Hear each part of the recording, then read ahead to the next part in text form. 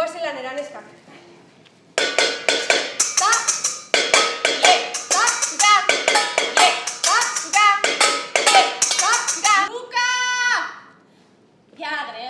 Gregor, badakin oso zaila dela, baina alik eta harinen eta alik eta garestien salduko du. Musikal pizka batekin jarraituko dugu eguna.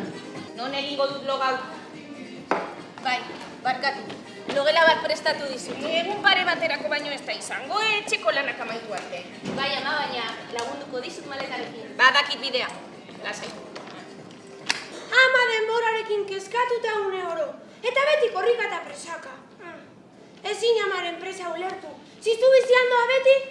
Zoazu! Batlo ere gurea da. Gainera, gaur, ezin duzue futbolan jolastu. Ja, eta norkio, zu!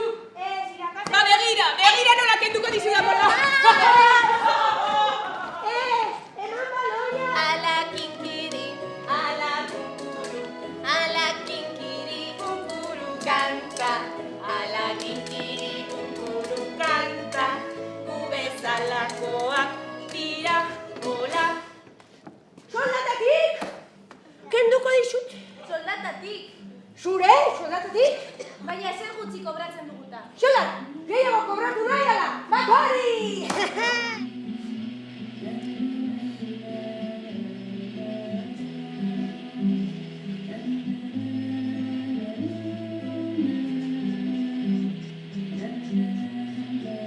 Marik proposatzen duena greba egitea da. Neskak badator nire trena bihar arte. Nik ez dut arazo gehiagorik nahi, Greba! Gaioten txar, giro, bero, eta gozo. Valentina, zuk zer duzu? Ikaratuta nago, Mari. Aurra sendatuko da, ikusiko duzu. Denak ikaratzen nau. Aurraren gaixotasunak, fabrikako ezegonkortasunak denak. Horregatik, Valentina. Gure eskubideen alde borrokatzeko momentua da. Aurrarentzat ere ona izango da, bere etorkizunean pentsatu. Nagusiak gure eskaerak entzunez eta lan gehiago egitera behartzen gaitu diru gutxiagoren truke. Baina jakin dezala, gu gabe, emakume langilerik gabe ezingo du fabrikarekin aurrera egin. Gu gabe ez da zurik pizten. Nagusia ez da gure jabea, dizkideok. Azke gara!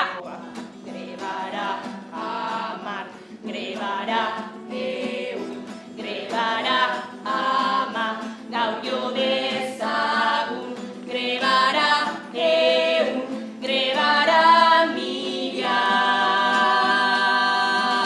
Elkarre